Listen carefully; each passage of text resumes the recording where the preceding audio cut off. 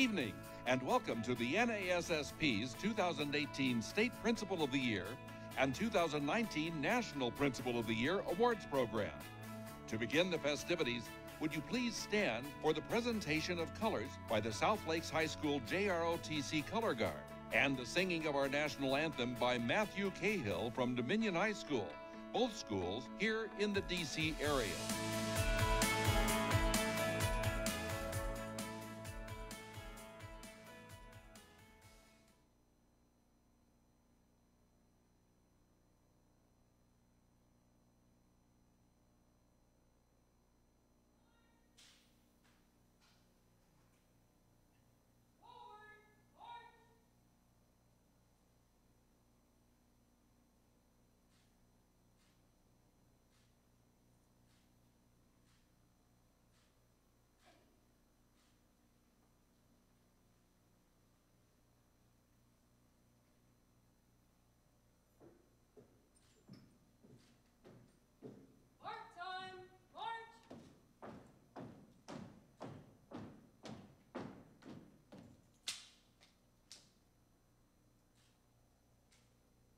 Oh, say, can you see by the dawn's early light what so proudly we hailed at the twilight's last gleaming, whose broad stripes and bright stars through the perilous fight o'er the ramparts we watched were so gallantly streaming, and the rocket's red glare, the bombs bursting in air, gave proof through the night that our flag was still there.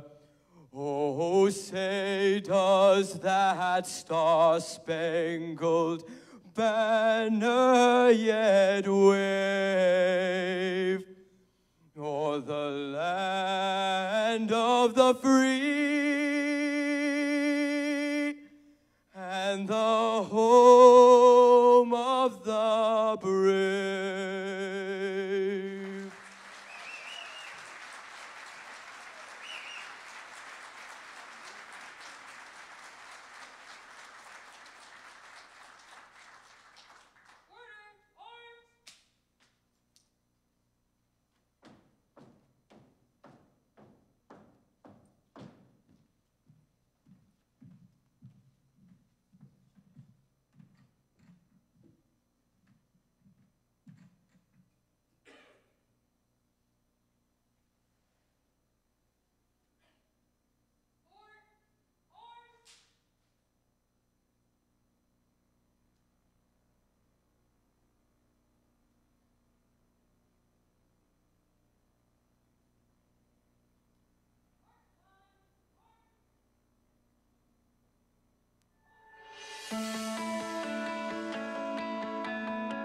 Ladies and gentlemen, please welcome NASSP's President, Christine Handy.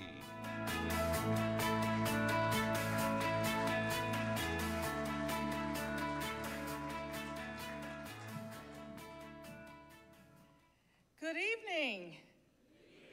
All right, let's give the South Lakes High School Junior ROTC Color Guard and Matthew Cahill from Dominion High School another big hand.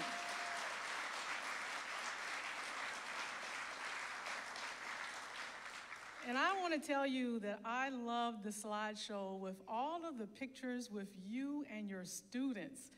That was exciting. I just warmed my heart. So good evening, ladies and gentlemen, and welcome to NASSP's 2018 Principals Institute, and an evening in which we recognize and honor the 2018 State Principals of the Year. I want to thank you for joining us this evening as we continue our three-day celebration of the exceptional efforts of the nation's finest principals. It is my privilege to welcome you this evening, the best and the brightest in school leadership. You come from schools large and small, urban and rural, in wealthy communities and in communities challenged by poverty. But as you spend time together, you will quickly discover how little those differences matter, because there is so much more that we have in common. We share a common passion for our students, as we can see in those pictures, and we have all chosen to act on that passion by leading schools to provide each of our students, no matter who they are or where they are from, the best opportunities to learn. The Principal of the Year program is a celebration of that leadership. The recognition is not just about our school's achievement, it is about what the principal does to lead that achievement. It is a public reminder of what we all know so well and the very reason that NASSP exists.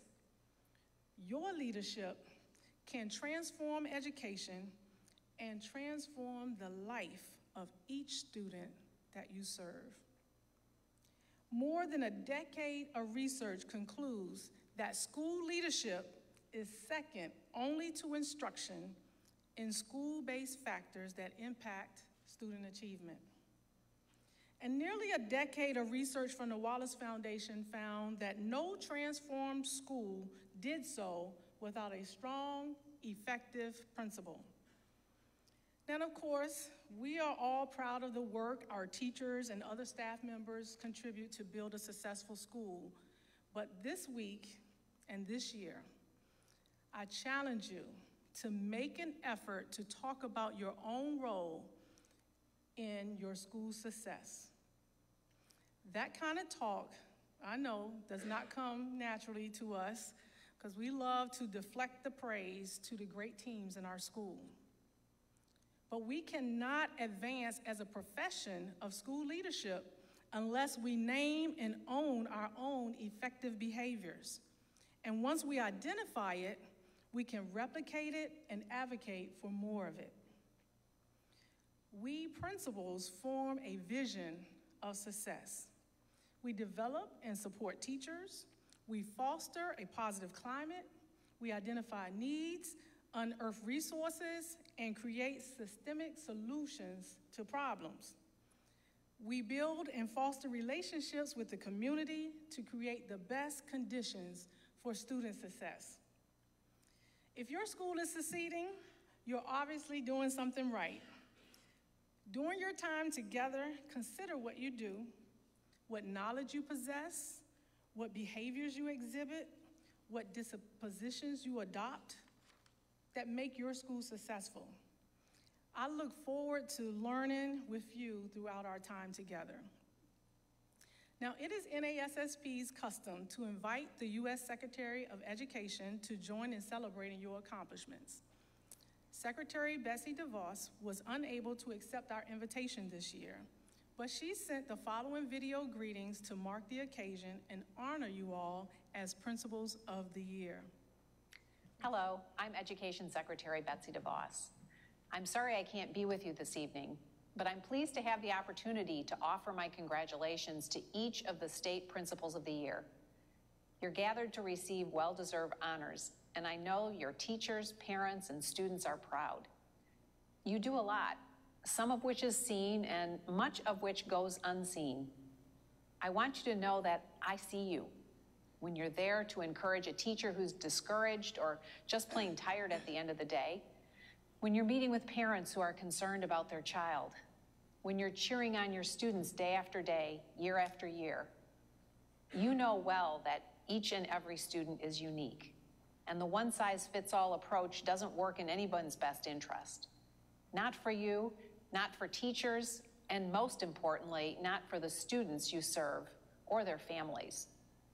Implementing the Every Student Succeeds Act is your opportunity to continue to advocate for the flexibility and freedom you need to do what's best for the students you're serving. You've been empowered.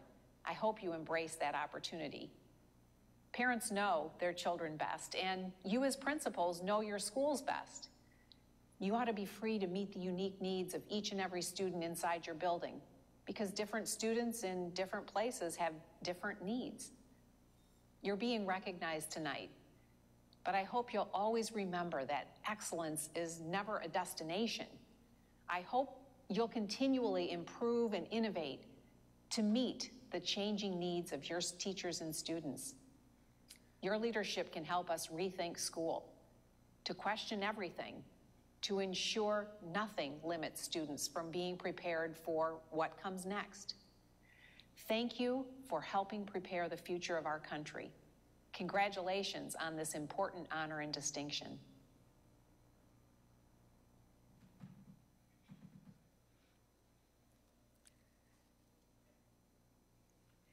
I'd now like to introduce NASSP's Executive Director, Joanne Bartoletti.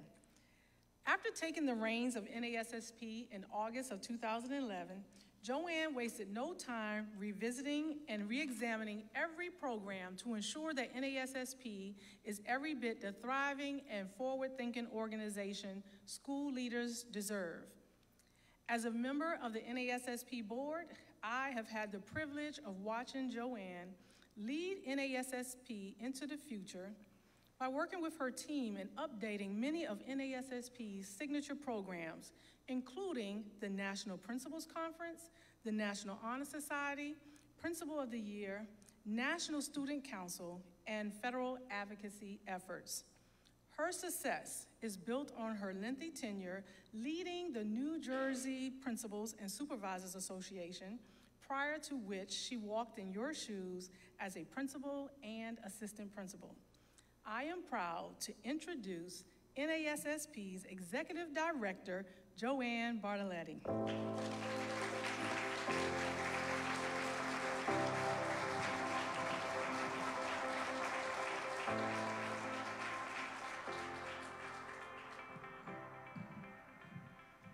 Thank you so much, Christine. Good evening.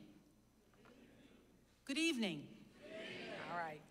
And welcome, State Principals of the Year, families, guests, State Executive Directors, and NASSP board members to NASSP's 2018 Principals Institute.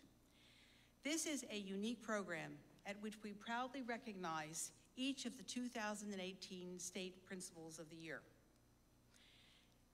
NASSP is motivated by a simple vision: great leaders in every school committed to the success of each student. These words are not a slogan, they're a belief.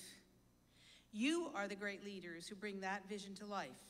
So on behalf of NASSP staff and board of directors, I welcome you, our great leaders. I congratulate you, and most importantly, I thank you for the work you do. So why does NASSP celebrate the role of the principal? The reason is simple, and in fact is the very reason NASSP exists. Your leadership matters. A close read of the research on leadership confirms that principal leadership is second only to instruction in school-based factors that affect learning. But what is now becoming clearer is why your work is so important. As the Wallace Foundation notes, principals are powerful multipliers of effective practice. Where big things are happening in small pockets of the school, it's the principal who gives them a bigger stage and creates the conditions where effective practice can go viral. In light of their findings, it's no surprise that the Wallace Foundation has dedicated so much energy to filling the principal pipeline. The NASSP Principal of the Year program gives us an occasion to talk about great principals and how your work shapes academic success based on high standards, not just for some students, but for each student. You are the enlightened leaders who believe in the value and purpose of public education, accountability for your performance. You believe that each student should learn not just in those areas that are counted or tested, but in all areas that count, including languages and the visual and performing arts. You believe that teachers are your partners, not your adversaries. That shared leadership is not giving up power, but embracing the skills and expertise of those who share your vision as you model a collaborative power structure. Those beliefs shape your vision for your school, a vision for success that defines passionate educators striving collaboratively toward a common goal. Here's what I believe. I believe that as visionary principals, you recognize and you value each student in your school, that you stress the importance of both academic rigor and the support and care required for students to excel, and that you actively fight efforts to marginalize students based on race, religion, poverty, sexual orientation, or gender identity. I see these themes when I read your stories, and I hear them when you speak with one another. What amazes me is that this nation's top talent is not 5 deep on the bench waiting for the honor to do the job of principal. What's amazing is that our profession and education in general, and the principalship specifically, is not regarded as a profession of choice. I would love to hear just once, I wanted to go into education, but I couldn't make the cut, so now I'm a surgeon. Comments like that should be commonplace in our culture, but they're not. Instead, in the 2018 Phi Delta Kappa public opinion poll on public schools, the poll revealed that as even more and more Americans believe that they have high trust and confidence in teachers, many Americans surveyed say they don't want their own children to become teachers, and by extension, principals. Why would they? Parents see teachers forced to go on strike for adequate pay. They read Time magazine's cover story about teachers who are forced to work multiple jobs and sell their blood plasma to make ends meet. And so this year, 100,000 of your classrooms opened without a qualified teacher. Not because the bar is so high, but because the interest is so low. I remember a situation that happened to me when I was high school principal. You all have an awards program in the spring. I was so happy. Those awards programs are wonderful. Children were there, students, their parents, the sponsors, the donors of the scholarships, and I stood in the back of the auditorium greeting everybody as they came in. And there was a young woman who had won an award, and it was the first time the award had ever been given. It was a 4-year scholarship to Rutgers University. They had never given the award before. We had never won the award before. As I stood in the back of the auditorium, she came in, and I greeted her. I said, "Hi, Jen, how are you? Are you looking for your parents?" And she said, "No, Mrs. Bartoletti, my parents aren't here." I said, "Your parents aren't here?" She said, "No. If I had told my parents I wanted to be a prostitute, they would have been less upset than when I told them I wanted to be a teacher." 4 years later, I hired her as a world language teacher in my high school and was proud to do that.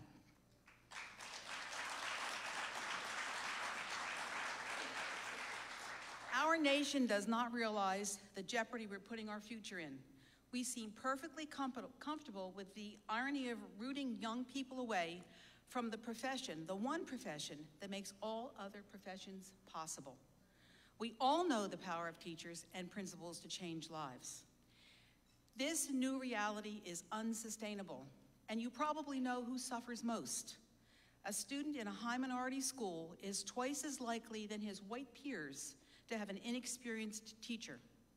And there is 2/3 less of a chance that that school even has a calculus class. We leave an absurd amount of human potential on the table in communities of color and high poverty communities. But even that shouldn't surprise us. Other professions esteem the people who take on the most challenging cases. But in education, those cases promise only longer hours, more intense needs with fewer resources to meet them, and the assurance that you will likely be vilified as being part of the problem. And yet, with all those conditions that mitigate against you, you exhibit greatness. Your professional example as a school leader is a beacon in the darkness. You model grace and professionalism to your students so they can aspire to be better than they are. You fill in the gaps for the highly skilled professionals in your school by regarding them as highly skilled professionals. You give them time for professional conversations and opportunities to continue growing and learning. You fight to get them the tools to teach at their best. Well, our nation thinks it's just enough to give them a Starbucks card on Teacher Appreciation Day. You know that demography is not destiny. I'm sometimes asked, well, what exactly do principals do? And I refrain from describing the managerial responsibilities and often respond by saying this: principals do everything that matters. Specifically, you build the culture of your school by your very behavior. The message is the person. All of you sitting in this audience as State Principals of the Year have risen to this level of national distinction because you do it all. You embody the character traits of energy, enthusiasm, trustworthiness, honesty, optimism, and determination. Your work, your example is crucial to the future of the nation that needs to develop every ounce of its human potential. And NASSP is proud to support the work you do, and we see the need to get more people doing it. That is the message NASSP plans to deliver during the October 2018 celebration of National Principals Month. You can start delivering the message to Congress tomorrow. Your selection as the State Principal of the Year instills in you the authority as a spokesperson for the great endeavor of public education. Tell your Congresspeople about the emergent needs to direct more young talent to the education profession. Tell them about the teacher shortage. Remind members of Congress how the policies they create affect your school. Tell your story.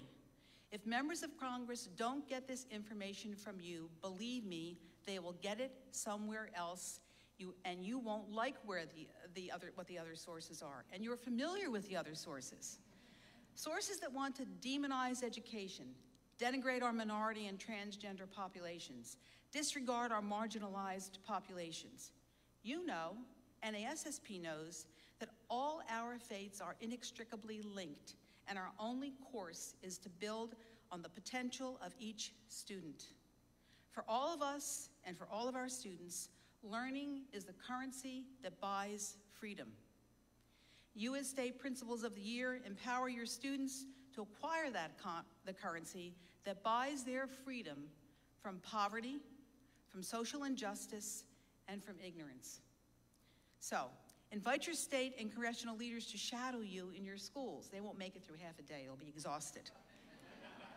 The more policymakers see the work you do, the more inclined they'll be to support your work.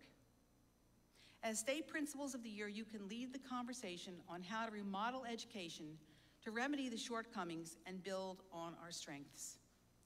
And I've said this before, and I'll say it again to you tonight. It's time for principals to stand up. Stand up and support all that's right and good about public education. Speak up. Speak up for the young people in your care who can't speak for themselves, and step up by engaging and in leading actions that support our schools. And while you're here together, take the time to connect and energize for the year ahead. So once again, congratulations to you and your schools and your communities. I'm not done. Developing the skills of school leaders is our passion and purpose at NASSP. And we're honored to have some sponsors with us this evening. We're honored to be joined by representatives from McKinsey and Company. McKinsey is the global leader in management development. And through a very unique partnership, NASSP and McKinsey have customized their training, McKinsey's training, specific to school leaders, which are making available to all of our recognized principals. And we're pleased to have Donnie Stewart here this evening from McKinsey joining us.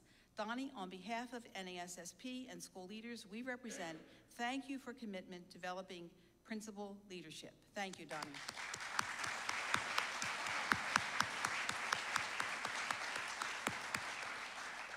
Another friend with us this evening. As Vice President of Marketing at Jostens, Jeff Peterson leads enterprise marketing functions. including creative services, consumer insights, and corporate communications. And Jeff leads line marketing and product development teams for the company's scholastic and college operating divisions. Jeff recently led the corporate rebranding of the 120-year-old provider of educational products and programs, the transformation of the school outreach initiatives to drive enterprise-wide net account growth, and several new products. NASSP is honored to call Jostens, and Jeff in particular, a friend and a partner in our common goal of providing each student a high-quality, memorable school experience. So please join me in welcoming Jeff. Jeff.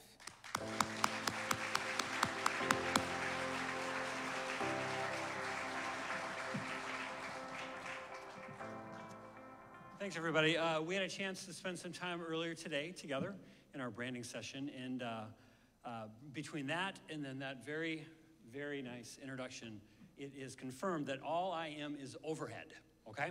That's exactly what was described there. And what I mean by that, and it's very apropos of the city that we're in, Tip O'Neill years ago coined a phrase that couldn't be more true when he said, all politics is local, okay?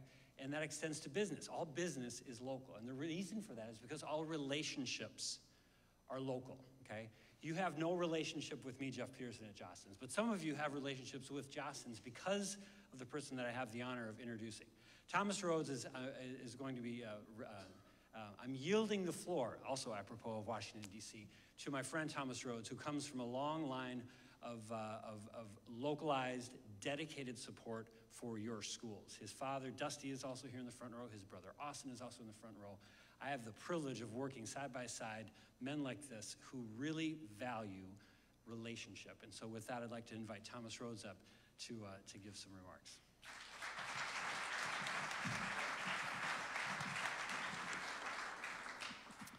Thanks, Jeff. Thank you all for the honor of being with you this evening. On behalf of Jostens employees and sales representatives in over 50 states, in all 50 states, congratulations. You've reached the pinnacle of your profession, and to be recognized in this venue in our nation's capital is truly special. I grew up in rural South Carolina, the son of a teacher and a school administrator. School has been a part of my life since day one.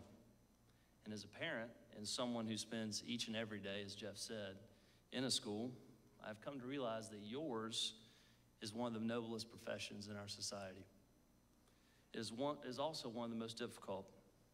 You all wear many hats: teacher, coach, curriculum expert, disciplinarian, transportation coordinator, food service supervisor, school spirit leader, manager, custodian, executive, which is one of my favorite, mentor, but most importantly, friend. And you all know that research shows that if a young person has one meaningful engagement with an adult, that can change their life forever. And you all do that every day. And wearing these many hats is truly a gift that most of us honestly don't possess. You honor us by sharing these gifts with young people every day. Each of you could have chosen an easier vocation, but you didn't. You could have made more money, but you chose to lay your treasures in heaven. You could have picked an easier lifestyle, but you have chosen to take the road less traveled. Every day, you look into the eyes of young people, and you see them for the promise that they have, not the background that they come from. To dream with them and for them. To make our nation a more perfect union through one of the greatest gifts of all, that is education. As members of the business community, we have an obligation to collaborate with you and to support your efforts. And as citizens, parents, friends, and neighbors, we are so thankful for what you do each and every day.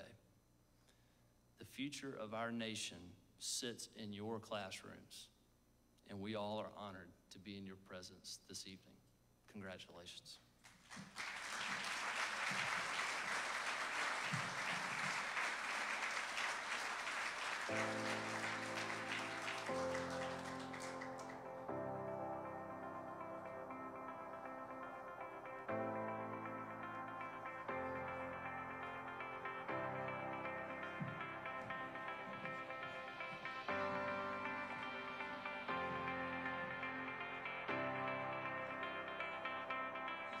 gentlemen, and honored guests, we are pleased at this time to recognize our state principals of the year. Alabama, from James Clemens High School, Brian Clayton. Brian is a lifelong learner and educator, devoted to his family and school. He's proud to sport the navy and Carolina blue of his school's mascot, the Jets, but you can also find him wearing crimson and white as he cheers on his beloved University of Alabama football team. Alabama. Alaska, from Whaley School 6 through 12, Robin Harris. Robin has been blissfully married to her husband Erie for 30 years. Together they have 5 amazing children, 1 girl and 4 boys, ranging from 20 to 29 years of age. She loves her job and is truly honored to be here among this group of distinguished colleagues. Alaska. Arizona, from Desert Edge High School, Julie Jones. Julie has been married 23 years to her high school sweetheart, Michael. She's a former Arizona Cardinals cheerleader assistant and Mrs. Arizona International 2002. She's passionate about mentoring and coaching young adults, helping them build self-confidence while encouraging them to reach their maximum potential. Arizona. Arkansas, from Ashton High School, Kay York.